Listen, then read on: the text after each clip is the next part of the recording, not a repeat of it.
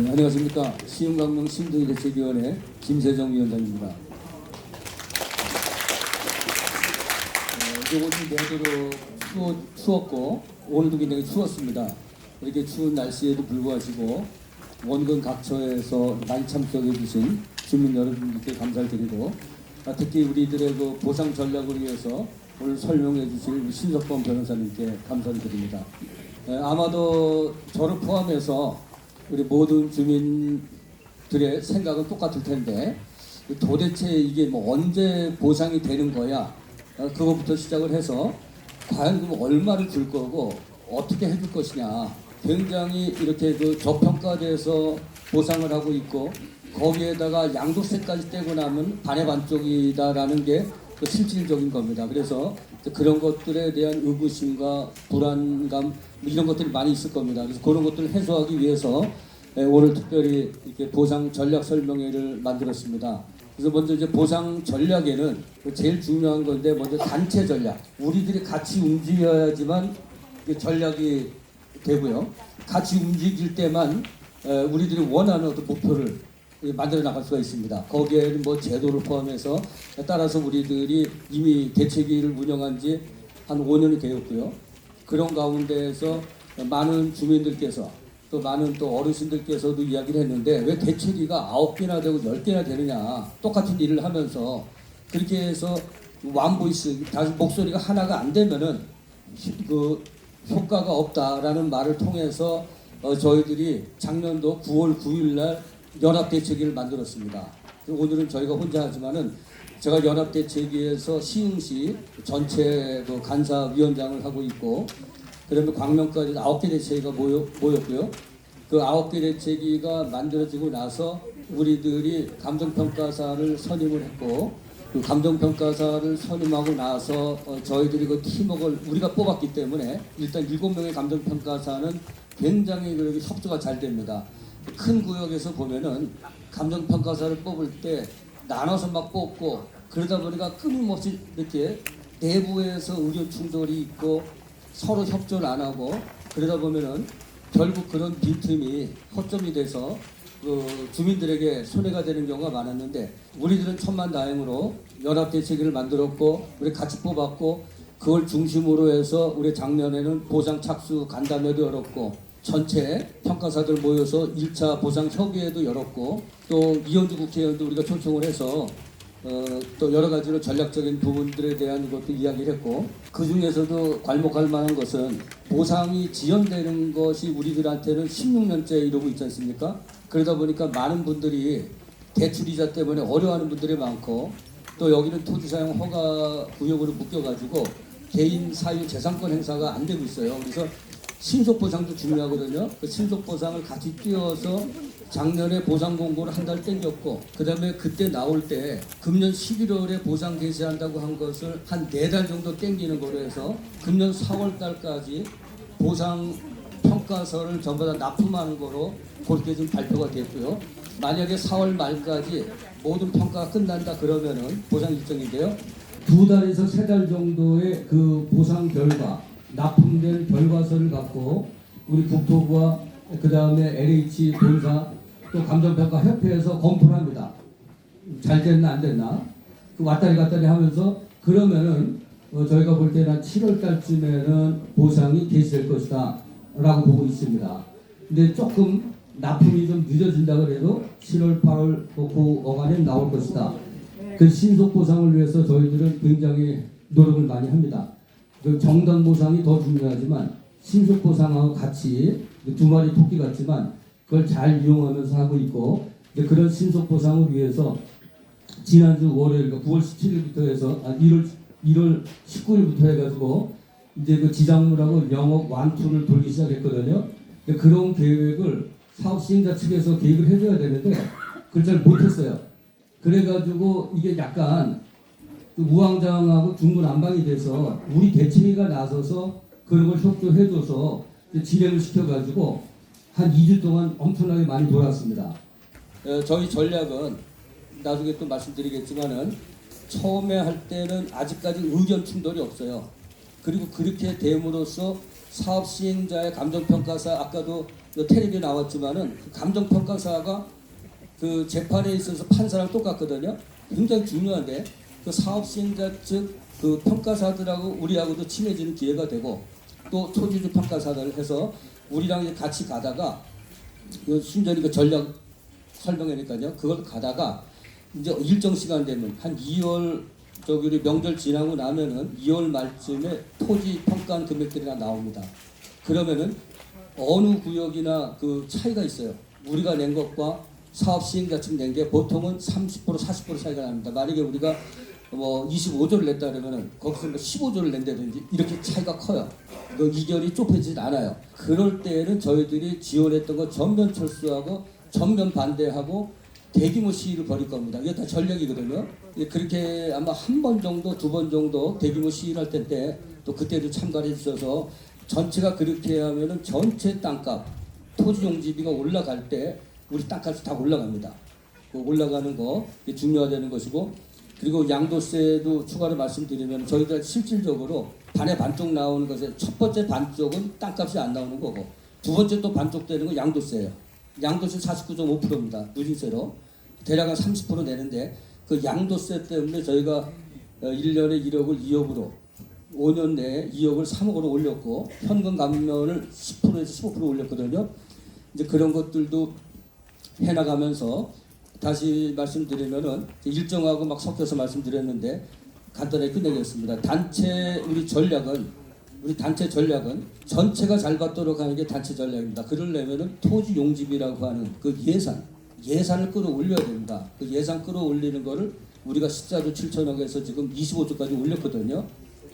그러면 뭐 얼마니까 거의 더블 되도록 올렸고 목표는 33조까지입니다. 이제 따라서 이제 그런 노력을 해나갈 것이고 두 번째로 정당 보상에 있어서 중요한 것은 우리들의 토지의 특성을 잘 반영해서 주변에 최근에 이렇게 토지 보상하고 있는 추세가 최근에 한 2주구가 했지 않습니까?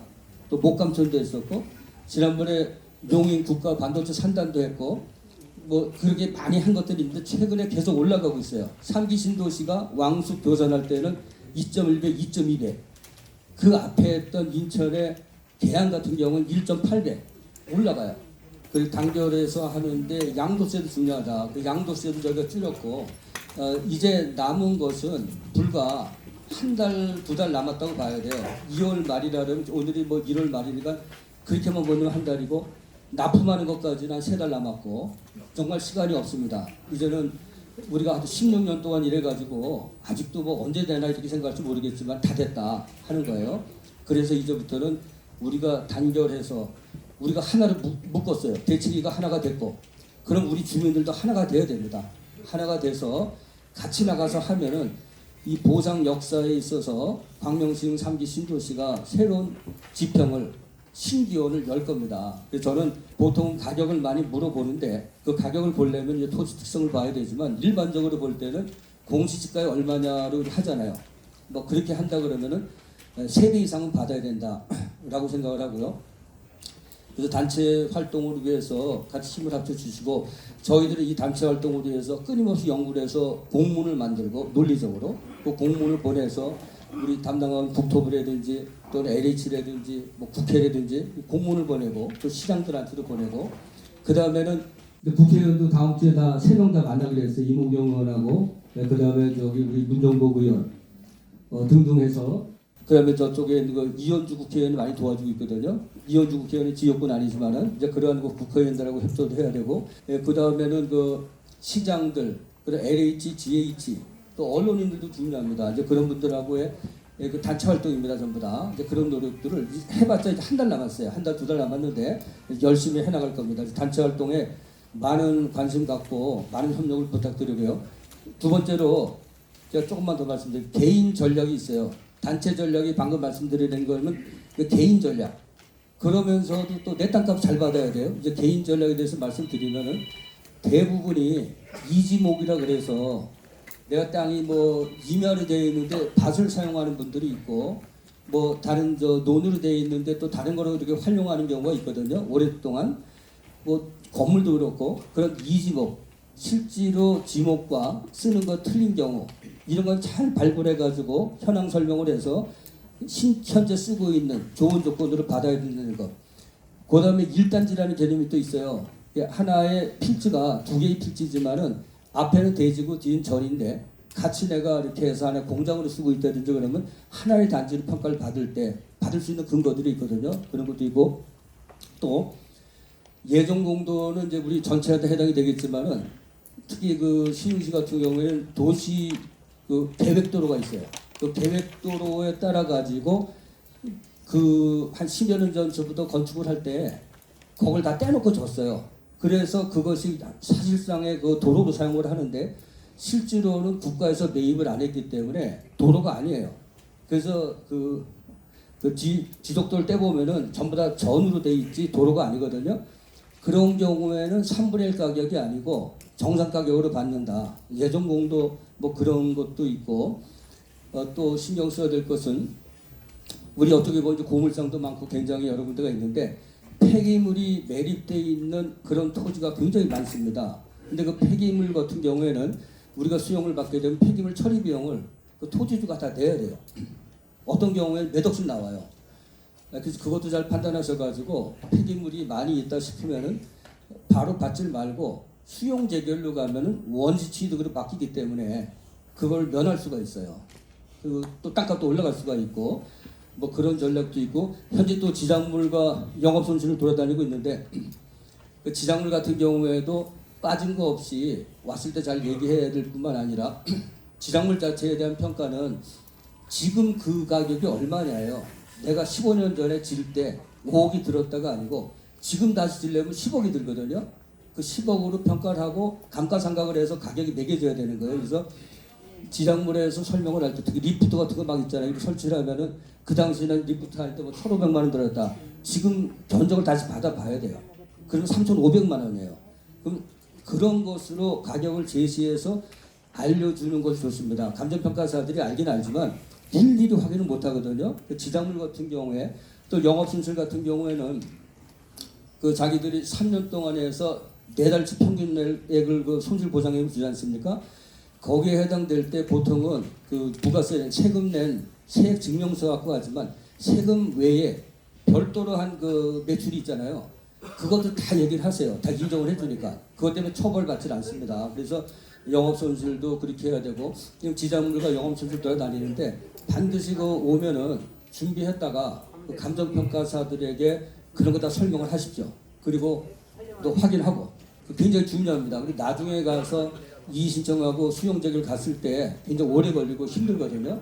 뭐 그런 거 등등 해서 그 개인적으로 챙겨야 될 것은 다 개개인마다 틀려요. 이제 크게 봤을 때 뭐 1단지, 2지, 뭐 예정공도, 뭐 지작물에 있어서 영업손실에서 말씀드렸는데 그런 모든 것에 대해서 우리 신석범 변호사님께서 그 잠시 후에 자세하게 설명해 줄 겁니다. 전체 전략에 대해서 한 40분 정도. 우리 신석범 변호사님은 그 서울대학교를 졸업하셨고 청목법인의 대표 변호사를 역임했고 현재는 고구려법인의 대표 변호사로서 수용보상 업무를 한 20여 년 이상 해온 베테랑 그 전문가 중에 전문가인 보상 전문가입니다. 그리고 말미에 보상전략 말미에 그 고구려법인 소개를 할 임지연 변호사, 아까 텔레비에 많이 나왔었죠. 우리 임지연 변호사님은 이화여대를 졸업한 후에 율천법인, 국세청 등에서 실습도 하였고 고구려법인의 현재는 구성원 변호사, 협력 변호사입니다. 같이 공동으로 구성원 변호사로서 활동 중이며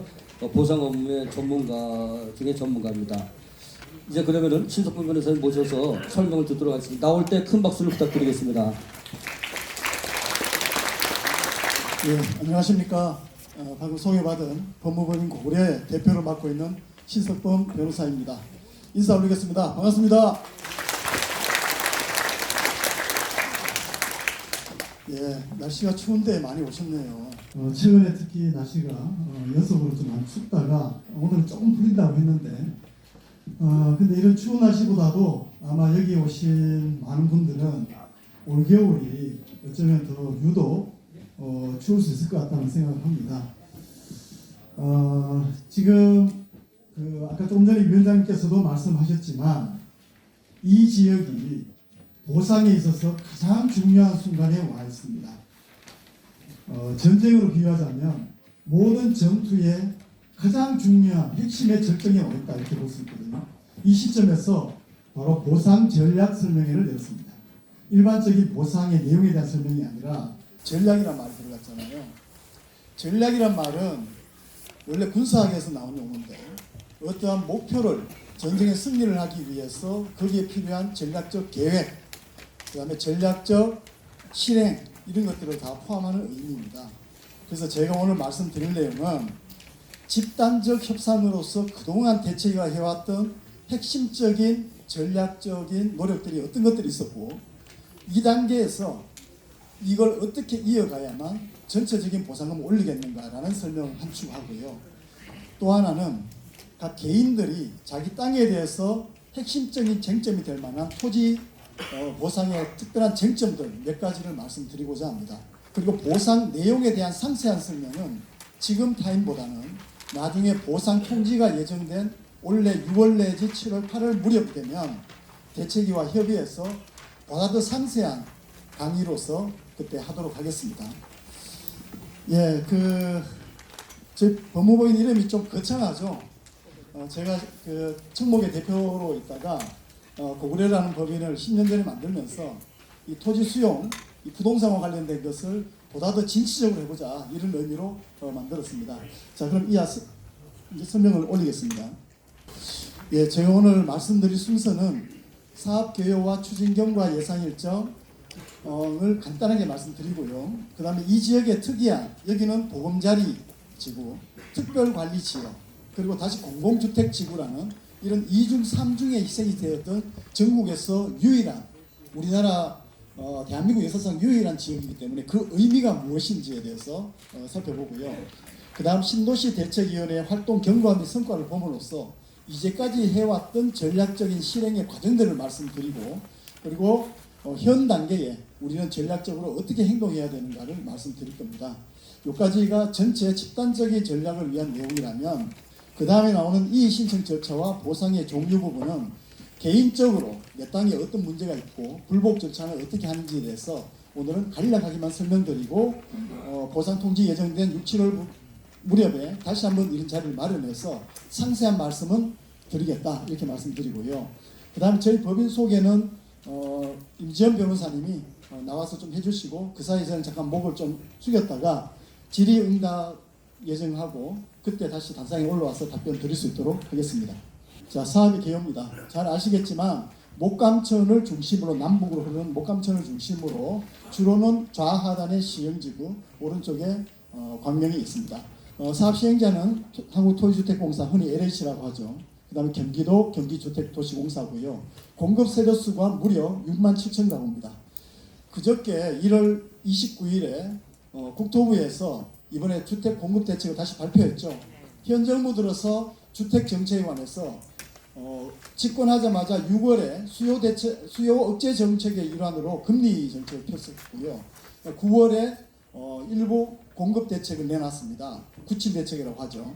그렇지만 그거는 주로 신속하게 하겠다는 의미였고 특별하게 더 적이 나온 건 없었고요. 그 10월 무렵에 수요 억제책으로서 그 서울 전역과 경기 남부권을 토지 거래 허가 구역으로 묶는 즉 아파트 가격을 잡기 위한 정책이 그동안 3번 있었고 그저께 나온 정책이 공급 대책으로서 서울에 3만 2천 가구 그리고 경기도에 2만 8천 가구 해서 6만 가구를 한다고 했습니다. 그리고 지역으로 해당되는 주로 공공필지를 이용해서 하는데 10개가 넘는 필지를 이용하는데도 다 해봤자 6만 가구거든요. 여기 시흥광명지구는 이 지구 하나만으로도 6만 7천 가구입니다. 무려. 토지 소유자가 10,000명이 넘고요.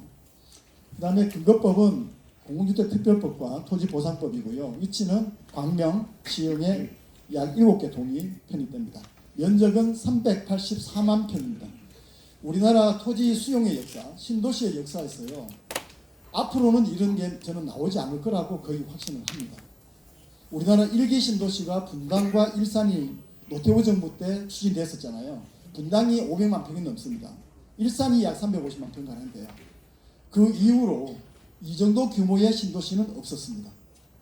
그만큼 이 광명, 시흥 공공주택지구는 우리나라 토지 수용의 역사, 신도시 역사에서 아주 나중에도 계속 회자될 수 있는 그 중요한 지역이다 이렇게 볼 수 있고요. 그 면적 전체 중에서 광명은 63.8%, 시흥은 36.2%입니다만은 현재 토지 이용 현황을 보면 시흥이 보다 더 개발이 좀 더 많이 된 형상을 보이고 있기 때문에 전체 보상 금액의 배분 비율은 이것과는 좀 다를 수 있겠다 이런 생각을 합니다. 자, 여기에 그 빨갛게 된 이게 지금 사업구역이고요. 그 가운데를 지금 남북도시철도가 잇고 있잖아요.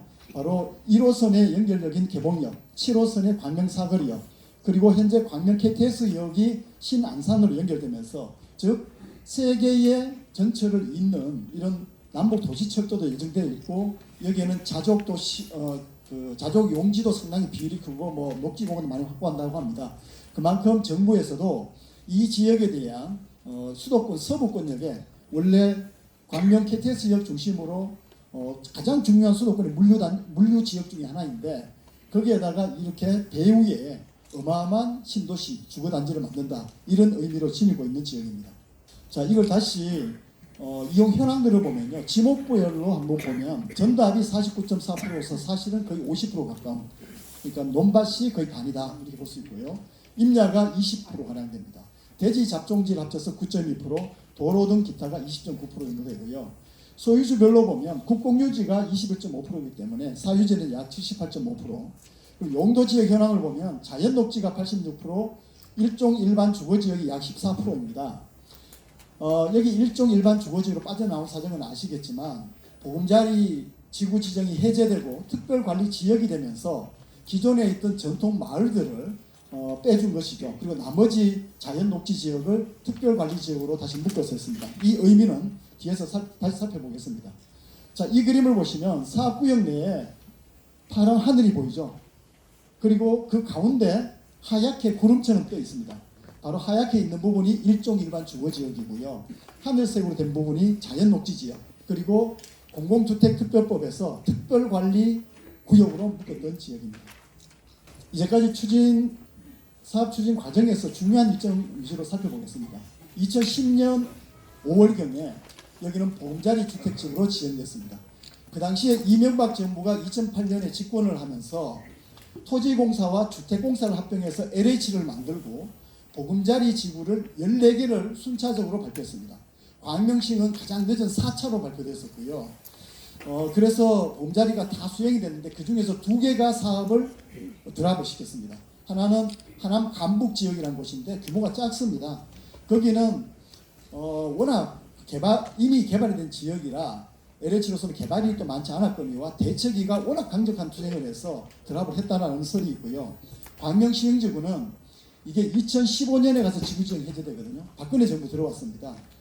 보금자리 지구를 다 하고 나서 수도권에 공급 과잉 문제가 이미 발생했는데다가 여러 가지 보상 여러 개 문제가 있어서 이 광명시흥지구가 해제가 됩니다. 그래서 5년 뒤에 지구 해정을 했는데 이게 어떤 문제를 가져오냐 하면요.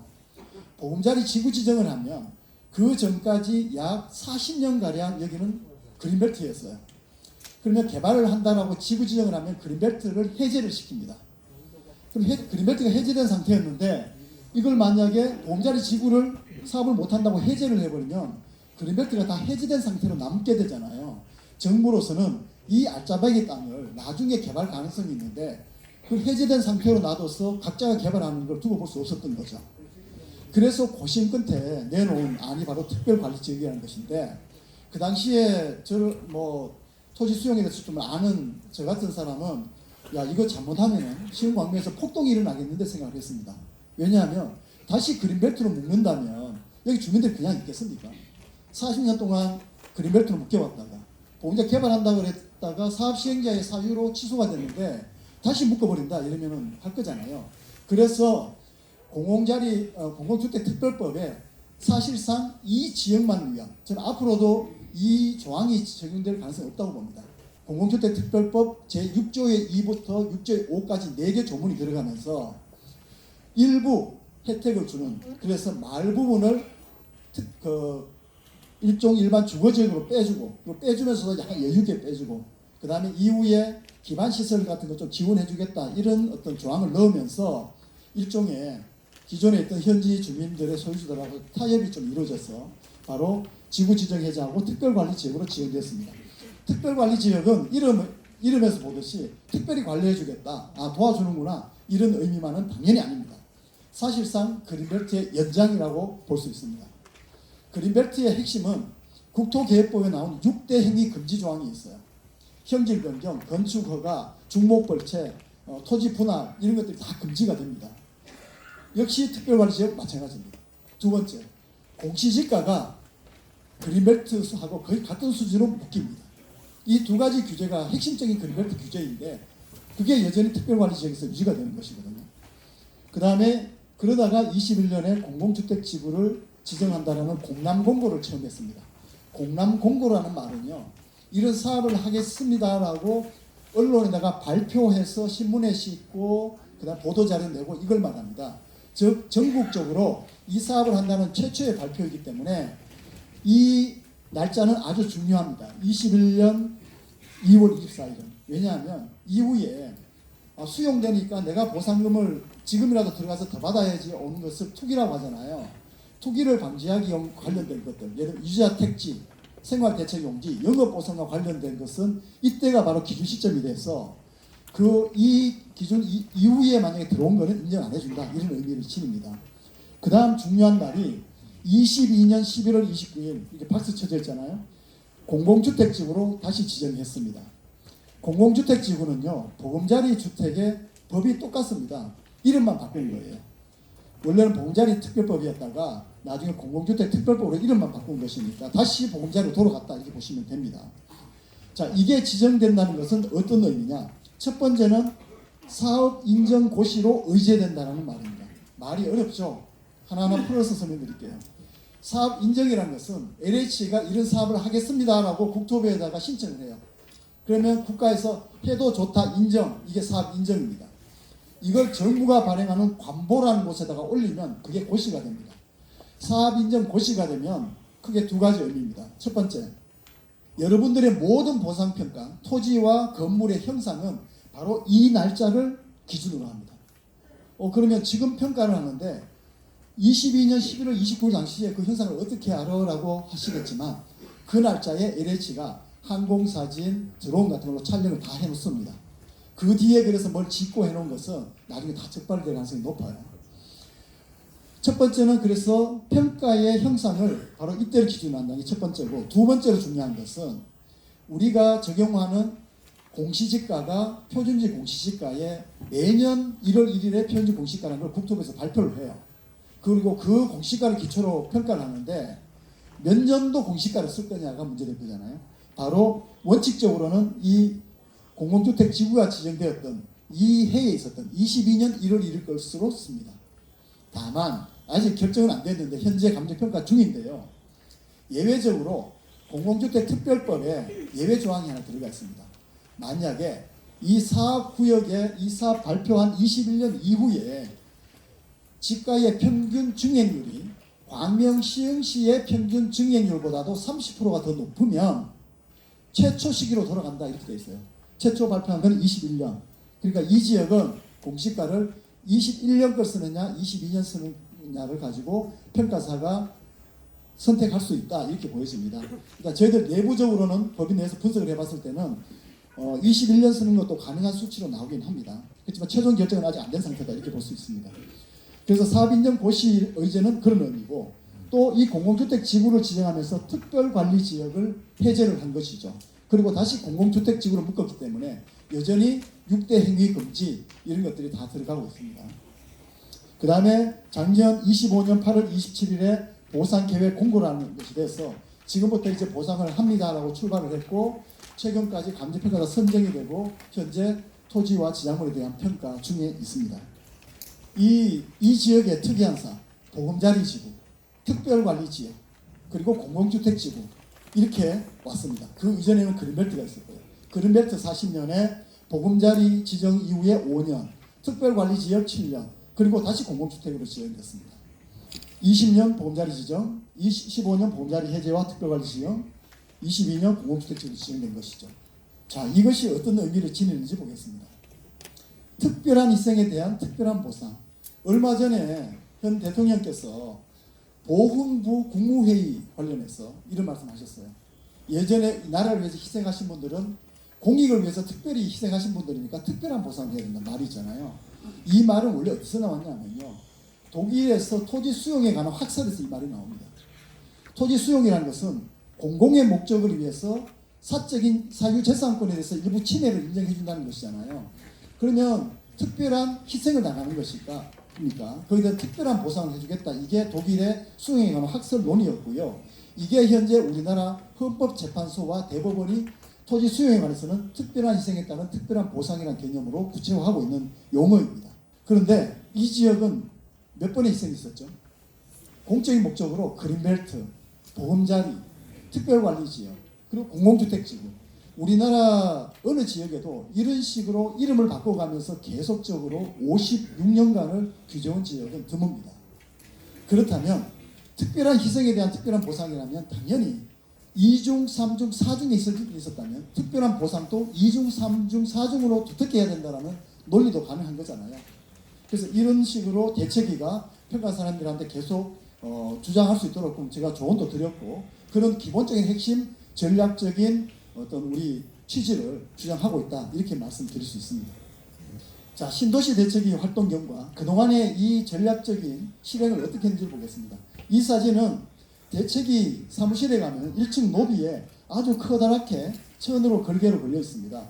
21년 초부터 24년 말까지 일단은 쭉 걸렸는데 이 활동 내용 중에서 핵심적인 것들을 간단하게 그렇게 지나가면서 제가 살펴보겠습니다. 22년 2월 21일에 광명 LH사업본부 앞에서 집회 시위하면서 6개 법안 개정 요구를 했고요. 또 8월 15일에 서명운동을 개시했고요. 또 그 8월 25일에 국토교통부 시위를 해서 했고요. 그 다음 23년도 6월 7일에 연합대책위 시위를 했습니다. 여기 이때만 하더라도 각 대책위가 그냥 연합한다 이런 의미였고요. 약 500명이 참석한 가운데 정당보상, 간접보상에 대한 주장, 그 다음에 조속한 보상을 위한 보상 일정 제시 이런 것들을 요구했습니다. 그리고 23년 8월 9일에 연합시위 삭발 시위를 했습니다. 맨 왼쪽에 선글라스 끼고 여기 어르신분들 아마 배우 중에 율브린너라고 잘 아시죠? 닮으신 분입니다. 위원장님께 시원하게 삭발하시면서 보상 일정 준수, 정당한 보상, 간접보상 대책이 요구한 수용이라는 걸 내걸고 삭발 시위를 진행했습니다. 그 다음에 또 24년 2월 28일에 연합 시위를 하면서 보상 일정 준수 등 주민생명서를 발표하고 시간인지를 냈고요. 그 다음에 24년 9월 25일부터 약 한 달 넘게 국회 정문 앞에서 매일 피켓 시위를 했어요. 그 양도소득세 개정 투쟁을 했습니다. 그 장기 보유 특별 공제 한도를 60%까지 증액하라, 감면 비율을 50%까지 하라, 감면 한도를 상향하라 이런 요구들을 했는데요. 그리고 실제로 양도세가 25년 2월 27일에 감면율은 우리 목표만큼은 안 됐지만 5%가 상향이 됐고요. 감면 한도도 1억 2억에서 2억 3억으로 상향이 됐습니다. 여러분 이게 어떤 의미인지 아십니까? 여러분들이 만약에 세금이 1억이면은 거기에서 바로 500만 원만큼 더 깎인다는 얘기고요. 이게 전체 국가적으로 보면 어마어마한 큰 수시죠. 자, 이걸 누가 노력했을까요? 물론 다른 수용 대책에서 노력했지만 제가 알기로는 시흥 광명 대책위가 거의 주도적이고 가장 처절하게 노력을 했습니다. 지금 다른 지역의 설명회 최근에 하는 걸 보니까 우리 지역에서 양도세 감면시켰습니다 하는데 제가 알기로는요. 그렇게 대규모 의원이 지속적으로 국회에 가서 끊임없이 하고 국회의원들 접촉하고 한 거는 광명시흥시가 가장 전략적으로 움직였어요. 그래서 이거는 정말 한 개 대책위가 이 전국적인 사안의 양도세 감면과 한도 증액이라는 성과를 이뤄냈다고 봅니다. 이걸 위해서 고생하는 우리 대책위원장님하고 여기 위원회가 큰 박수 한번 좀 보내주십시오.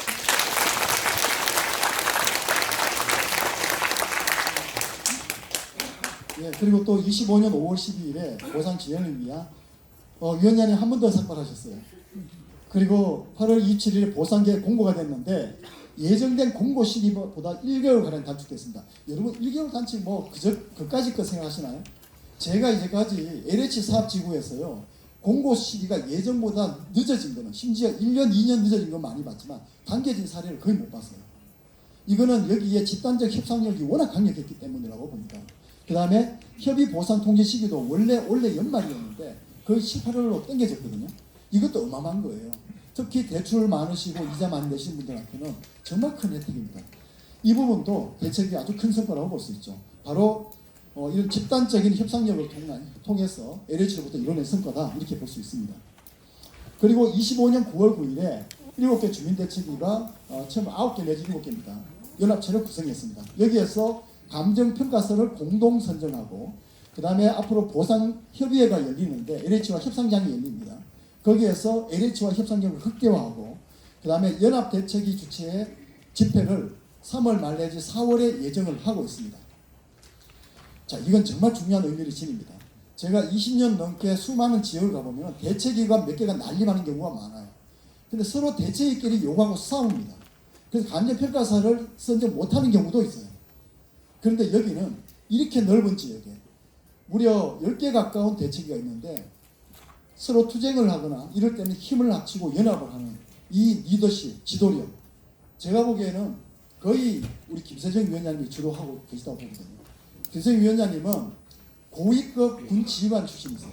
그러니까 전략적인 사고와 전략적인 실행에 아주 단련된 분입니다.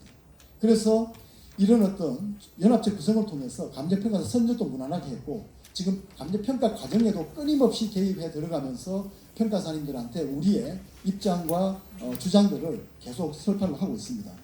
자, 이까지 해서 이제까지 대책위가 집단 협상 능력을 강화하기 위해서 어떤 노력을 해왔는지를 봤습니다. 이러한 집단적인 노력, 협상력을 증진시키기 위한 노력은요. 첫 번째는 직접 돈으로 받는 보상 금액을 증액시키는 효과가 있고요. 두 번째는 간접 보상, 이주자택지나 생활대책 용지에서 조건을 우리한테 유리하게 만드는 두 가지 효과가 있습니다. 자, 그러면 지금 여기가 요 한 면이지만 바로 보상 전략의 핵심을 지금부터 제가 설명드리겠습니다. 일단 먼저 그림을 보시면 맨 위에 토지 소유자 한 명이 외로워 있죠. 그 사업 시행자가 있습니다. 그 사업 시행자 힘이 절대적으로 크다는 표시가 있습니다. 여기 사업 시행자 누굽니까? LH죠. LH는 이런 수용 보상의 경험이 충만합니다. 이 사람들은 이 민원을 해결하고 주민들한테 보상금을 적게 주기 위한 전략의 아주 뛰어난 전략과 경험을 가지고 있습니다. 두 번째, 조직이 어마어마합니다. 무려 8,600명이나 됩니다. 거기에다가 돈이 많죠. 이걸 다 갖추고 있습니다. 그럼 여기 계신 분들 한 분 한 분이 LH 찾아가서 내 주장을 한다고 했을 때 들어주던가요? 시약도 안 먹히죠. 특히 전체적인 보상의 일정이나 정당한 보상을 위한 요구들은 내용도 잘 모를 뿐만 아니라 잘 안 됩니다. 여러분들이 억울하다고 아무리 울어봐도 불쌍하네 하고 더 올려준다거나 아니면은 말 잘 들으니까 예쁘네 하고 더 올려줄 사람들이 아닙니다. 왜 그럴까요? 여러분들이 수용당하는 것은 여러분들의 재산입니다. 어떤 분한테는 자기 인생이고 생명과도 같죠. 그런데 LH 입장에서 보자면 이 재산은요 사업 비용이에요. 용지비라고 합니다. 용지 비용이죠. 그러면 모든 사업은 비용을 아끼고 이익을 극대화하려고 하잖아요. 그러니까 LH가 알아서 높여주는 경우는 없습니다. 그러면 저도 처음에 20여 년 전에 토지 수용을 처음 했을 때는 법적인 불복 절차만 열심히 하면 잘 올라갈 줄 알았어요. 근데 하다 보니까 뭔가 속는 느낌이 듭니다. 그때 제가 깨달았죠. 이거는 그 밑에서 움직이지 않는 보상금을 억제하는 장치가 있다는 것이고요. 개인이 아무리 해봐도 안 된다는 걸 알았습니다. 그때부터 제가 토지 수용의 변호사로서 그 1세대라고 볼 수 있는데 힘을 만드십시오. 전략적으로 대응을 해야 됩니다. 그래서 전체 보상을 올려야 된다는 얘기를 계속 20년 동안 해왔습니다. 그래서 대책위원회를 만들고 대책위원회가 전략과 조직과 자금을 만들어서 사업 시행자가 우리 말을 들을 수밖에 없는 상황. 그럼 사업 시행자는 대책이 있다고 왜 말을 들어줄까요? 이유가 있습니다.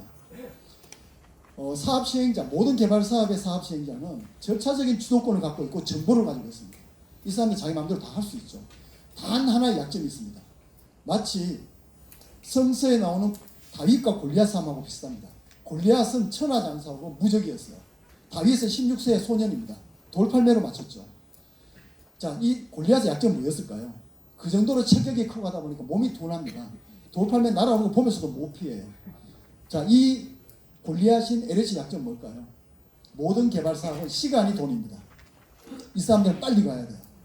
그런데 우리가 여기에서 굳이 시간을 저지시키지 않더라도 저지시킬 수 있는 힘이 있다는 걸 보여주면 LH가 우리한테 와서 협조해 달라고 하지 않겠습니까? 이게 첫 번째 전략적인 핵심이에요. 오늘 여기서 모이신 거 몇 명이 모였냐? 이거 LH 보고 다 들어갑니다. 그 파일이 차곡차곡 쌓이고 있어요. 이것 하나가 바로 LH 보기에는 야, 이 대책이 동원력이 대단하네. 힘이 대단하네. 그러면 여기에서 한 몇십 명 모였을 때 위원장님이 LH 가는 것하고 이렇게 모였을 때 가는 것하고 대우가 달라지죠. 거기서부터 협상력이 결정되는 겁니다. 비유하자면 우리가 흔히 노사 분쟁을 많이 보잖아요. 노조에서 파업을 합니다. 그리고 나서 9시 뉴스에 보는 거는 사측이 이쪽 테이블에 앉고 노측이 이쪽 테이블에 빨간색 들고 앉아서 협의하잖아요. 이 협의하는 과정은 쇼예요. 그럼 실제 협상은 어디에서 이루어질까요? 파업이죠. 파업을 통해서 사업 시행자를 기업자를 압박에 들어가는 겁니다. 제가 무슨 노조를 찬양하는 얘기가 아닙니다. 똑같은 구도라는 거예요. 왜냐?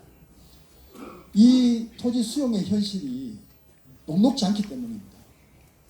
우리 헌법은 아까 우리 영상을 보신 분은 알겠지만 23조에서 재산권을 보장하고 있습니다. 말하자면 여러분들의 재산권은 헌법상의 기본권입니다. 23조 제1항 국민의 재산권은 보장된다. 그 내용과 한계는 법률로 정한다. 이 의미는 국가가 그 사유재산권을 침해하지 않고 도둑 오면 막아주고 외적인 침범 오면 막아준다. 이런 의미를 지닙니다. 그런데 이 공적인 목적으로 토지가 필요할 수도 있으니까 23조 3항에 가면 공공필요에 의한 재산권의 수용, 사용, 제한 및 보상은 법률로 사되 정당한 보상을 하라고 되어 있습니다. 즉 공익을 위해서 사익을 희생시킬 수 있는데 그 대신 정당한 보상을 하라. 그리고 정당한 보상의 의미에 대해서는 우리나라 헌법학자들이 한 명도 이견 없이 시가에 의한 보상, 시세 보상이라고 이야기를 합니다. 그러면 이런 헌법적 이념이 과연 실행되고 있을까요? 그렇지 않습니다. 첫 번째, 법률과 제도. 이 토지보상법은 70년대 개발 독재 시대 때 만들어졌습니다. 그 시기 아주 훌륭했죠. 저보다 한 세대 위에 우리 아버지 세대 분들이 정말 갖고 있는 노력으로 이 나라를 이렇게 읽어왔습니다. 그리고 그 개발 독재 전략은 상당히 좀 유한 면도 있었고요. 그렇지만 많은 희생이 있었잖아요. 여기에 새마을 도로 만들 때 70년대에 보상했습니까? 안 했죠. 당연히 그 정도는 희생하는 줄 알고 있었던 시대잖아요. 그때 만들어진 법률이 나중에 토지보상법 만들어질 때 그대로 왔습니다. 그리고 지금 또 하고 있어요. 그 뒤로 오히려 사업 시행자한테 유리하게 대부분 개정되었고요. 유일하게 토지 소유자한테 유리하게 된 거는 주민출처 감정평가사 제도가 25년 전에 들어온 것 밖에 없습니다. 즉 말하는 게 뭐냐면 제도로 보면은 기울어진 운동장입니다. 소유주들은 사업 시행자에 비해서 절대적으로 불리한 위치에 있어요. 두 번째, 이 감정평가의 관행의 문제입니다. 좀 조심스러운 말이지만 여러분 아시다시피 감정평가사들은 가장 큰 고객이 누굴까요? LH죠.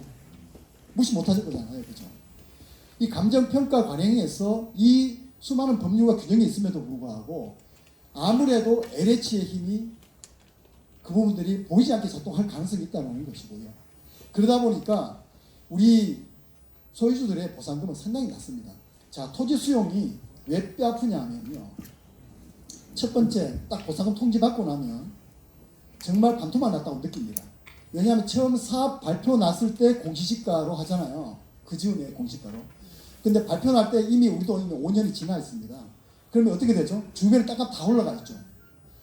내가 이 보상금 가지고 주변의 땅을 내 예전에 면적을 살려고 보니까 딱 반밖에 못 사요. 이게 뼈 아프죠. 두 번째는 내가 원한 것도 아닌데 양도세 내라고 합니다. 이게 어폐가 있어요. 여러분 양도의 법적 개념은요. 자유의사에 기한 소유권의 이전입니다. 그런데 토지 수용은 강제 수용은 의미가 뭐냐면 국가 공권력에 의한 국민 재산권에 대한 강제적 박탈 이게 법적인 개념이에요. 강제적 박탈이라는 것과 자유의사에 의한 이전이라는 게 어떻게 같습니까?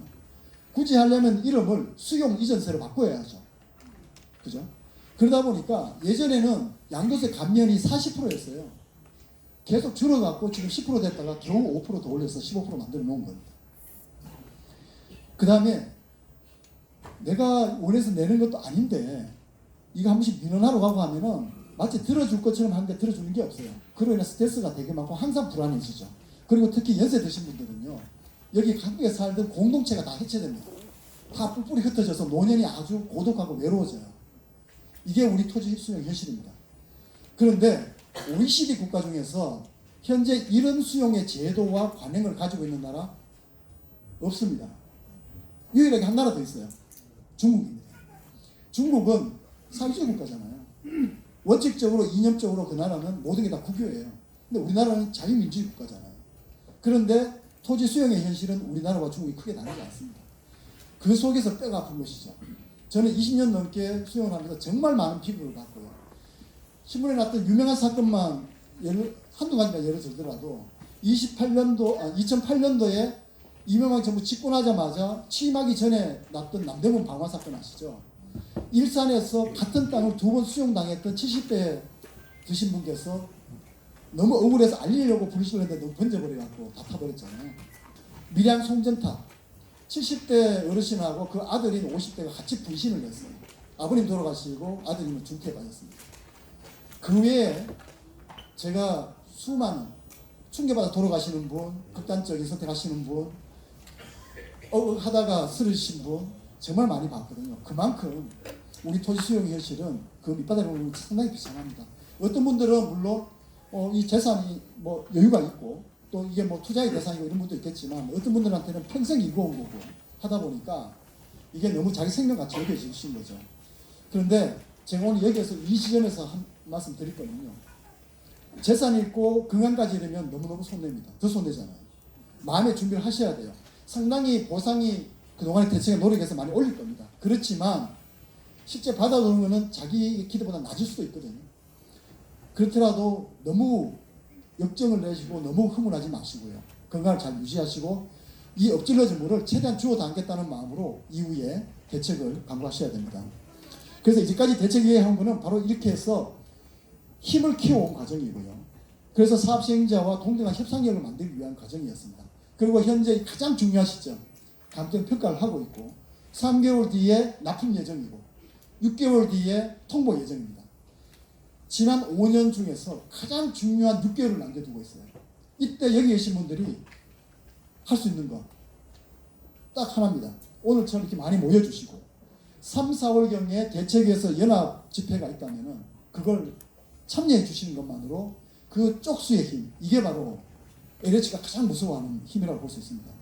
제가 변호사가 무슨 저런 얘기를 하지라고 생각하시나요?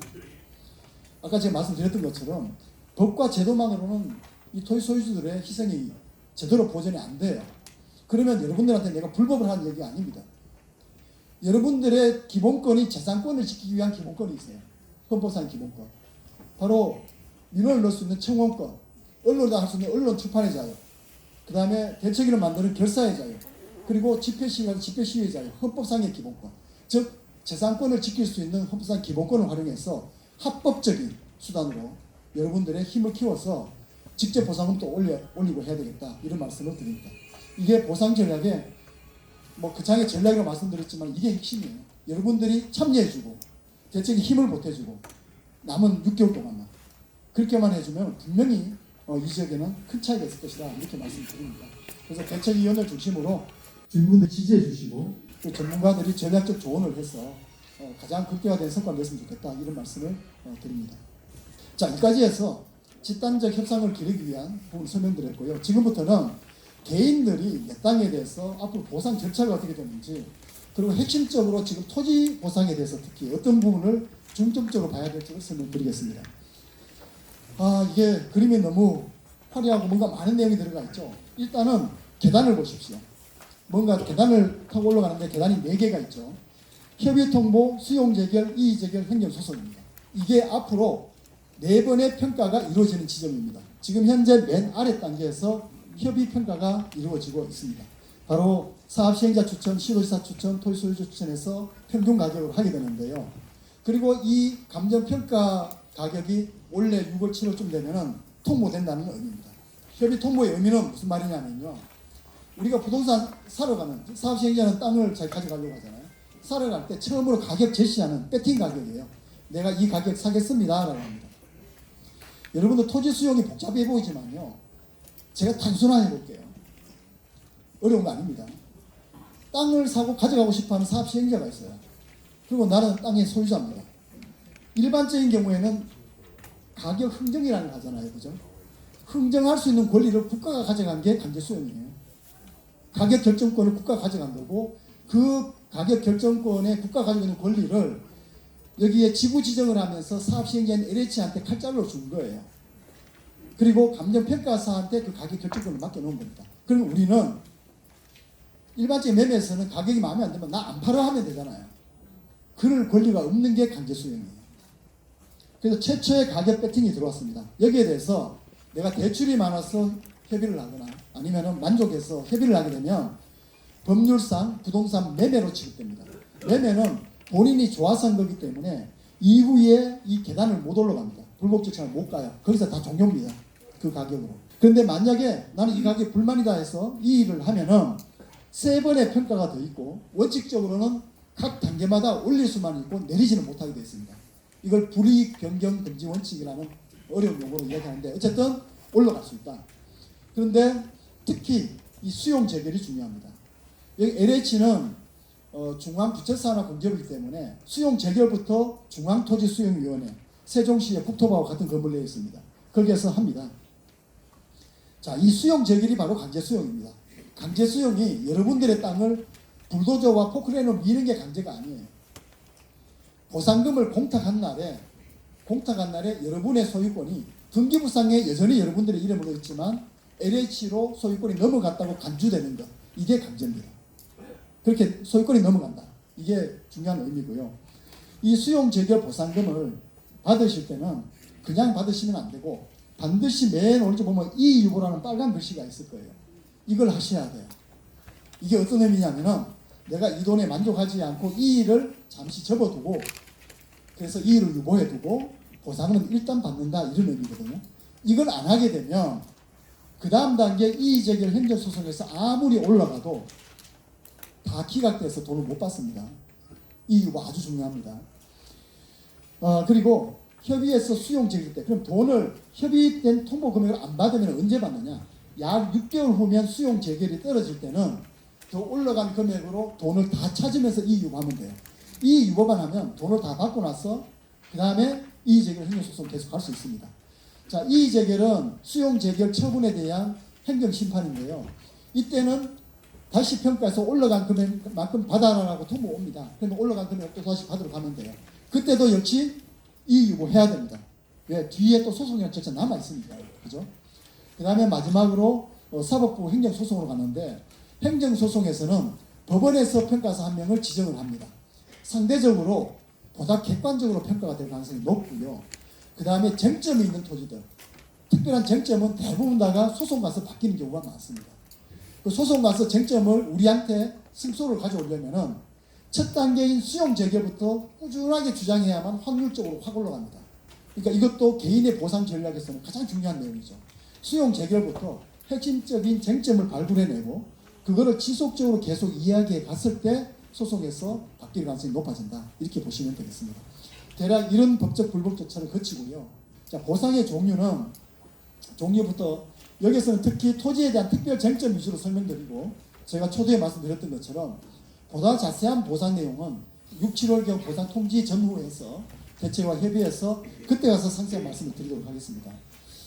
자, 직접 보상은 돈으로 주는 것, 토지에 대한 보상, 지작물에 대한 보상, 영농 및 영업보상 돈으로 주는 것, 간접 보상은 이주대책, 생활대책 이런 게 있습니다. 가장 중요한 게 토지죠. 그래서 오늘 저는 토지를 중심으로 설명드릴 겁니다. 여기를 보시면 평가는 방식이 나옵니다. 내 땅이 오른쪽에 있는 대상 토지입니다. 근데 표준지라는 게 전국에 약 60만 필지가 있어요. 용도 지역, 지목, 이용 상황, 환경 조건이 같거나 유사한 그래서 이 지역의 대표 주자입니다. 예를 들면은 일종 일반 주거 지역의 대지 또는 일종 일반 주거 지역의 전각 또는 자연 녹지 지역의 공장, 목장용지, 대지 이런 식으로 해서 대표 주자가 비교 표현지를 다 있고 그게 전국적으로 약 한 60만 필지가 됩니다.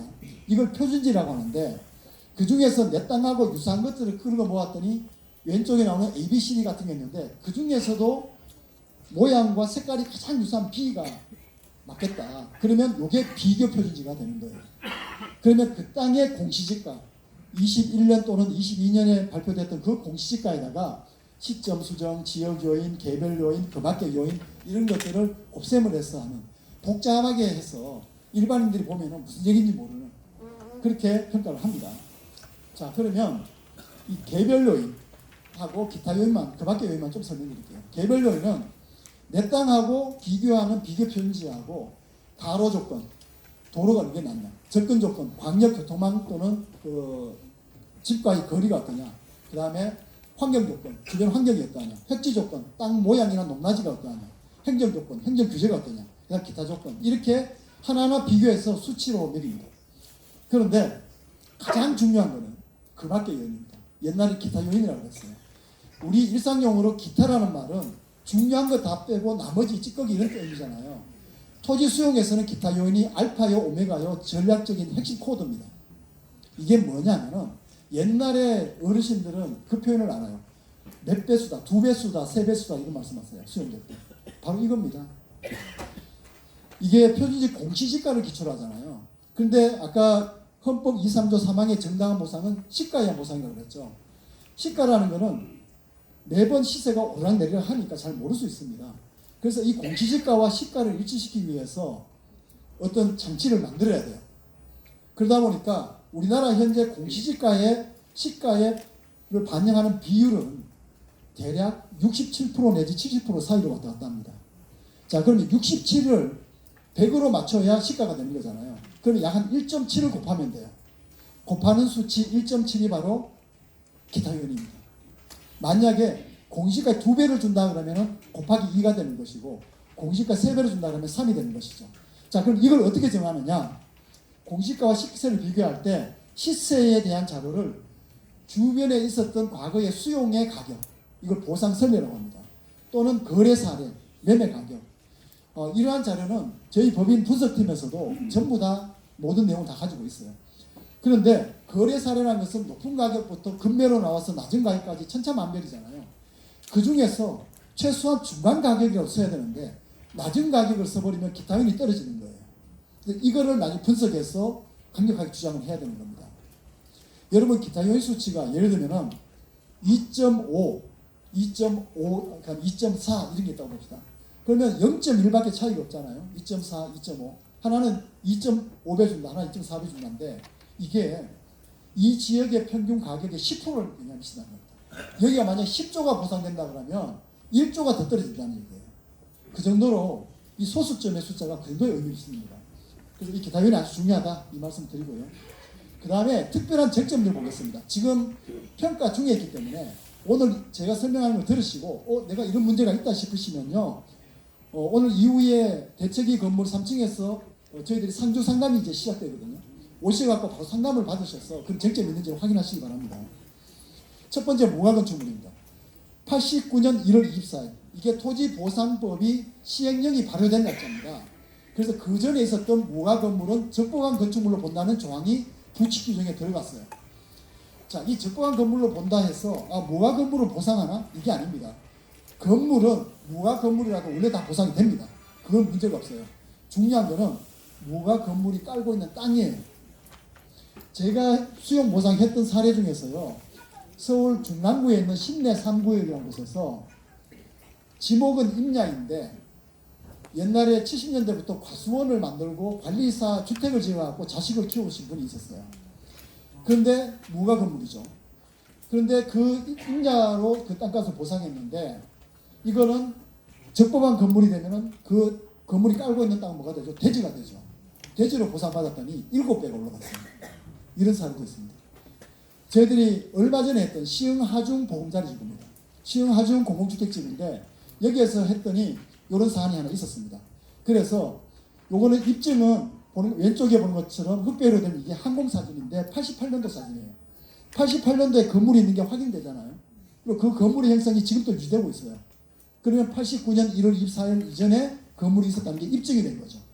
그래서 이분은 원래 보상 통지금에서 2억 2천만 원을 더 받은 케이스입니다. 그 다음에 흔히 이제 이지목이라고 하는 건데요. 불법 현금 변경 토지입니다. 이것도 불과 1, 2년밖에 안 됐습니다. 아산 탕정 테크노 일반 산단이라는 곳인데요. 오른쪽에 보면은 이 지목이 임야입니다. 근데 실제로는 전답으로 쓰고 있었는데 임야 부분이 좀 복잡하긴 해요. 이게 우리나라 산지관리법이라는 게 산지법이 62년도에 제정이 되면서 임야를 불법으로 개간하지 말라는 조항이 들어가요.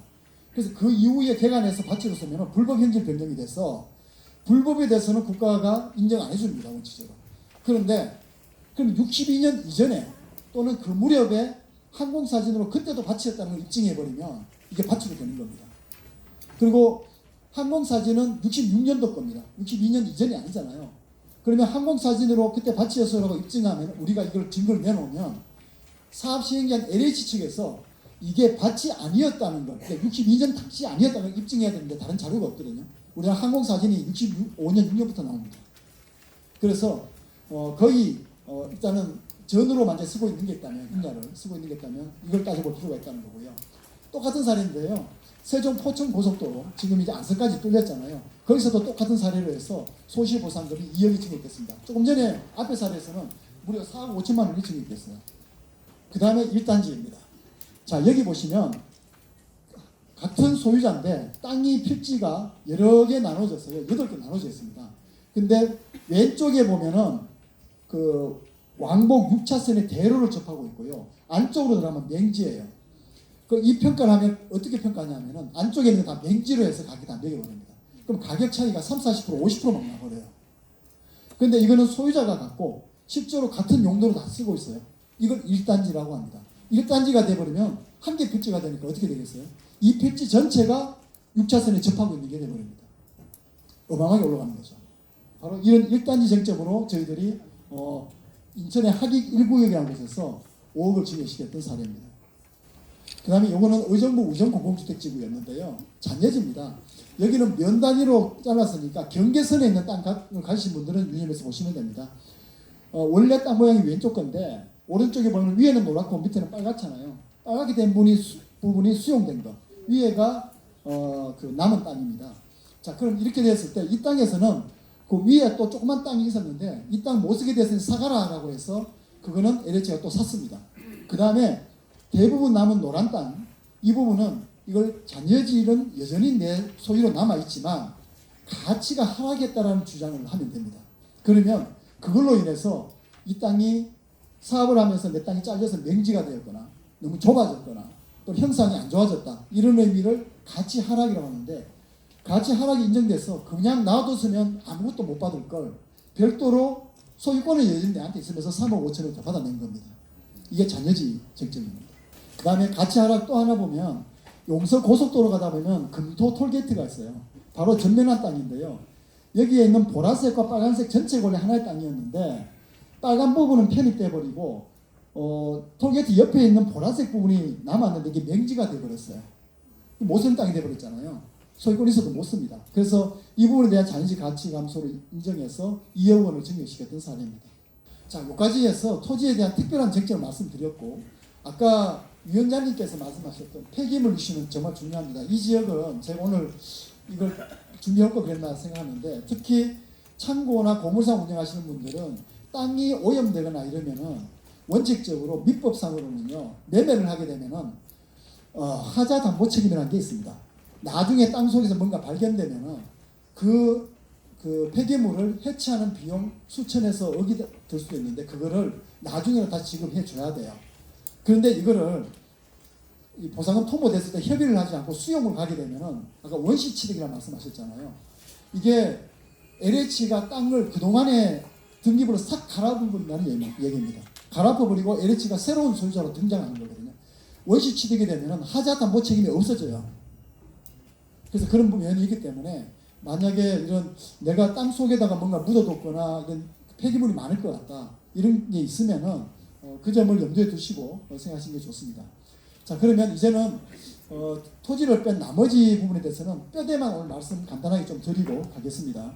지작물은 원칙적으로 이전비 보상이고요. 건축물은 이전을 못하니까 취득비 보상을 하는데 감가상각이라는 걸 많이 합니다.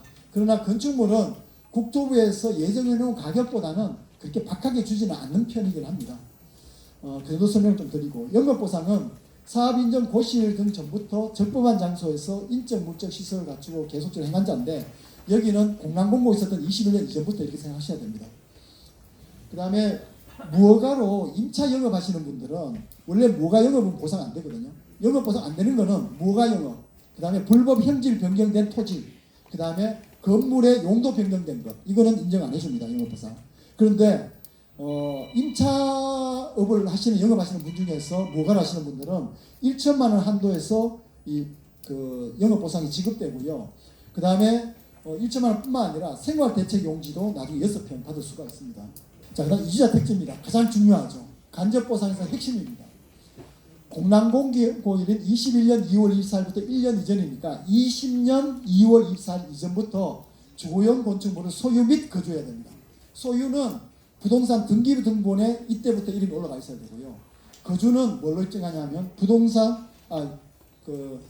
주민등록 초본으로 입증합니다. 그게 원칙적이고요.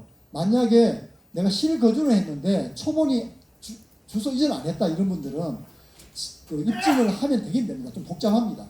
뭐 전기 사용, 보험료, 우편 통지 이게 다 이쪽으로 왔다는 거를 그 수년 동안 다 입증을 해내면 가능성이 있습니다. 소송 단계가 좀 바뀌기도 해요. 어쨌든 이 이주자 택지 요건이 되면은 점포 겸용은 80평, 주거 전용은 100평인데 신도시 가면은 이택단지라고 있죠. 주로 4층 건물 올라가 있고요. 1층은 가게, 2층, 3층은 원룸 두 개씩, 그 다음에 맨 2층에는 소유주가 살고 이렇게 합니다. 이게 이제 이주자 택지인데 이게 왜 중요하냐면요. 수용으로 해서 사업 시행자가 땅을 준다는 것 중에서 유일하게 조성원가를 기반으로 주기 때문입니다. 나머지는 전부 다 개발이익이 다 붙은 상태에서 감정평가 가격으로 줍니다. 협의 양도인 택지, 생활대책용지, 대토 이거 공짜 아닙니다. 나중에 개발이익을 다 붙인 상태에서 그 당시에 줄 당시에 감정평가를 해서 가격으로 주는 거니까 내가 사는 거예요. 그 가격으로. 그런데 이주자 택지만은요. 조성 원가에서 기반시설 설치비를 뺀 가격 보통은 조성 원가의 80% 됩니다. 이 차액만큼이 시장에서 프리미엄이 형성돼요. 우리 사회적으로 문제가 많이 됐던 성남시 대장동 같은 경우에는 처음에는 프리미엄이 80평에 대해서 약 한 4억 정도 붙다가 1년쯤 지나니까 10억까지 붙었거든요. 엄청나게 크잖아요. 그러니까 이주자 택지 요건 되면 무조건 받으셔야죠. 가장 중요한 거. 그 다음에 흔히 이주자 택지에서 내가 보상금 전체를 협의하지 않으면 순위에서 불이익 받는다는 얘기가 있습니다. 이거는 2015년 이전에는 그런 경우가 간혹 있었습니다. 근데 2015년에 국토부가 이 문제를 인지하고는 아예 다 바꿔버렸습니다. 협의를 한 사람한테 우선권을 준다고 해버리면 수용 불복 절차를 간 사람은 불리해지잖아요. 근데 수용 불복을 할 수 있는 거는 법적인 이거를 우리 재판 청구권이라고 합니다. 재판 청구권이라는 기본권을 해치는 거니까 이건 안 된다라고 했어요. 그래서 이제는 협의 여부하고 순위하고 전혀 관계없다. 그러니까 불복을 해서 수용 재결로 가더라도 이주자 택지 받는 데는 순위에 차등이 없다. 이렇게 하시면 되겠습니다. 그러니까 이주 정착금은 여기는 크게 없을 텐데 이주자 택지 조건대로 쓰시는 분들이 그걸 포기하고 이주 정착금 받는데 이게 최대가 2,400이니까 이거는 별로 고려할 게 아닙니다. 그 다음에 이주자 택지 외에 주택 가신 분들은 주거 이전비와 이사비라는 게 있습니다. 주거 이전비는 26년 1분기 기준으로 나온 통계가 약 1,130만 원 소유주 수. 만약 임차인 주거 임차인 같으면 2배입니다.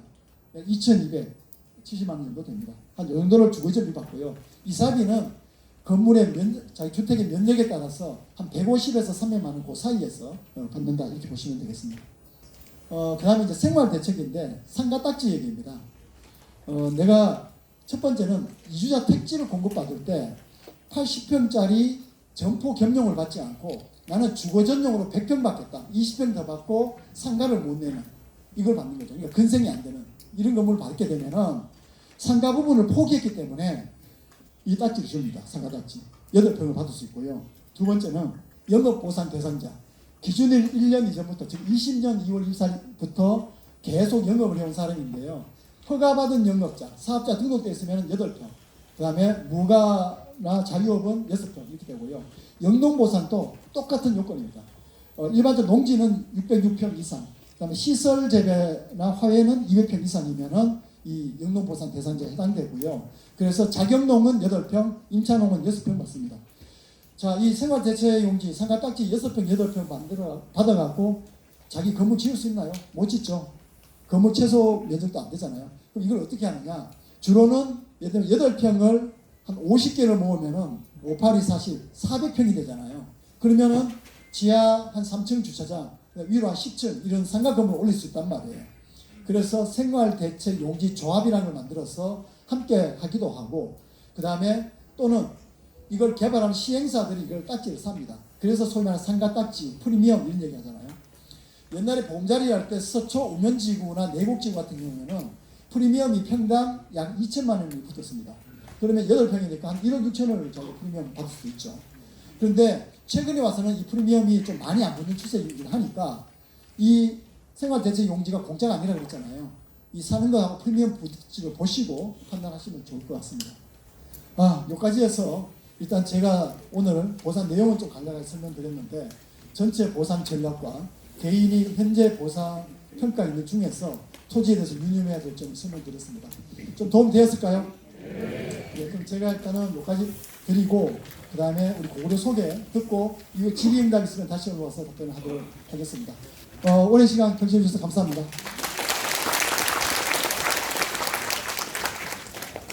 네, 안녕하세요. 인사드립니다. 법무법인 고구려 임지연 변호사입니다.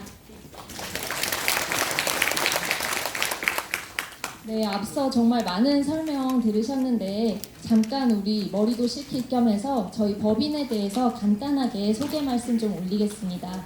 네, 저희 법무법인 고구려는 수용 보상 업무를 전문적으로 수행하는 법인입니다. 저희 대표 변호사님의 업력을 기준으로 하면 20년 정도 되었고요. 정말 이 수용 보상 업무에 있어서만큼은 우리 대한민국의 선두주자로서 정말 전문성 있게 업무를 수행한다는 점 자신 있게 말씀드릴 수가 있습니다. 저희 앞에서 설명해 주신 신석범 대표 변호사님은 서울대학교를 졸업하시고 사법고시에 합격하신 이후 20년가량 이 수용보상 업무를 전문적으로 수행하고 계시고요. 여기 보시면 전문 분야 등록 증서라는 게 있는데 우리 대한변호사협회에서는 특정 분야의 전문성을 갖춘 변호사에 대해서 엄격한 요건하에 전문 분야 등록을 해주고 있습니다. 신 변호사님께서는 수용 및 보상 전문 변호사로 등록이 되어 계십니다. 네, 저는 법무법인 고구려의 파트너 변호사이고요. 이화여자대학교 중앙대학교 로스쿨을 졸업하고 변호사 시험에 합격한 이후 10년째 법무법인 고구려에서 수용보상 업무를 수행하고 있습니다. 저 역시도 대한변호사협회에 수용 및 보상 전문 변호사로 등록이 되어 있습니다. 네, 지금 보시는 화면은 저희 법무법인 고구려가 추구하는 핵심 가치 5가지인데요. 형식적이다라고 생각하실 수도 있겠지만 정말 저희 법인에서는 수년에 걸쳐서 임직원들이 함께 고심하여 결정한 내용입니다. 특히 우리 원주민들께서는 이 강제 수용으로 인해서 정말 한평생 읽어오신 이 삶의 터전을 송두리째 빼앗기고 또 우리 소중한 재산을 헐값에 빼앗기는 이 고통받는 현실 속에서 과연 저희는 어떤 마음으로 일을 해야 할까라는 고민에서 출발을 했고요. 그래서 저희가 그 중심에 세운 마음가짐이 바로 에토스입니다. 도덕감이라는 뜻인데요. 단순히 저희가 보여지기 위한 일을 하는 것이 아니라 정말로 우리 원주민들의 마음을 진심으로 헤아리고 최선의 결과를 내기 위해서 최선의 노력을 다하고 있습니다. 이를 위해서 전문성을 갖춰야 하는 것은 당연한 일이고요. 저희는 직접 발로 뛰며 현장 조사를 하고 이를 통해서 쟁점을 발굴해내는 데 주력하고 있습니다. 네, 저희 법인에는 전문 변호사들 뿐만 아니라 이 수용 업무에 관한 경험이 풍부한 전문 인력을 갖추고 있는데요. 특히 다른 법인과는 다르게 이 분석관리팀이라는 것을 별도로 운영해서 우리 소유자분들의 개별 토지마다의 특성과 쟁점을 파악하고 이것을 보상금 증액으로 연결시키기 위한 노력을 하고 있습니다. 네, 저희 법인은 감정평가에 관한 전문 지식과 풍부한 경험을 가지고 있고요. 또 충분한 전문 인력을 바탕으로 해서 발로 뛰는 현장성을 갖추고 있다는 점, 그리고 우리 소유자분들께서 최대한 부담 없는 비용으로 이 사업 시행자에게 대응하실 수 있도록 한다는 점에서 특히 더 강점이 있습니다.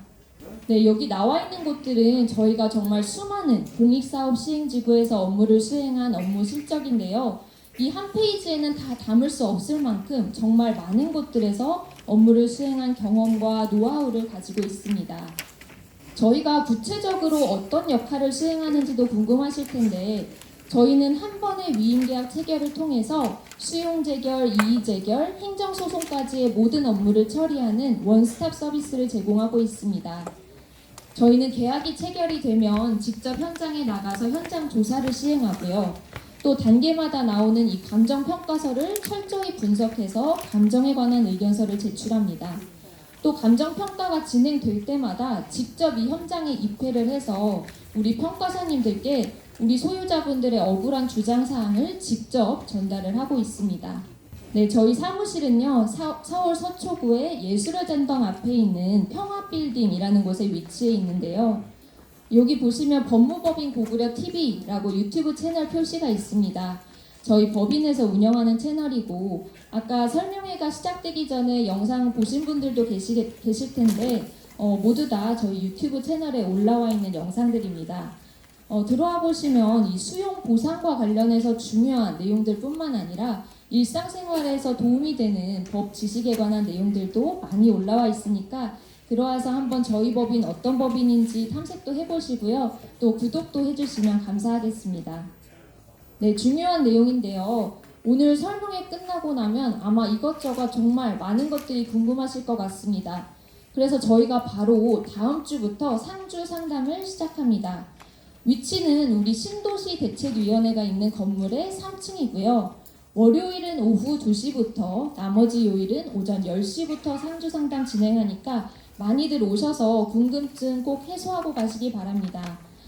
그러면 마지막으로 짧게 저희 유튜브 소개 영상 보시고 바로 이어서 질의응답 받도록 하겠습니다. 감사합니다.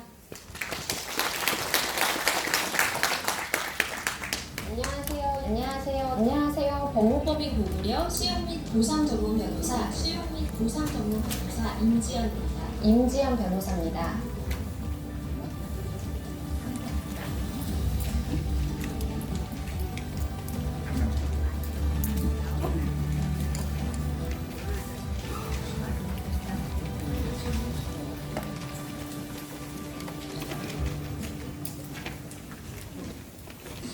네, 임 변호사님 감사합니다. 덕분에 제가 조금 주겠습니다.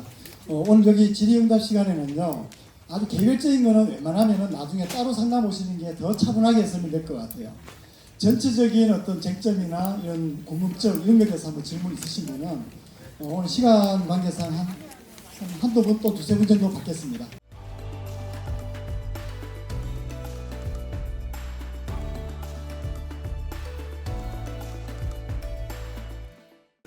안녕하세요.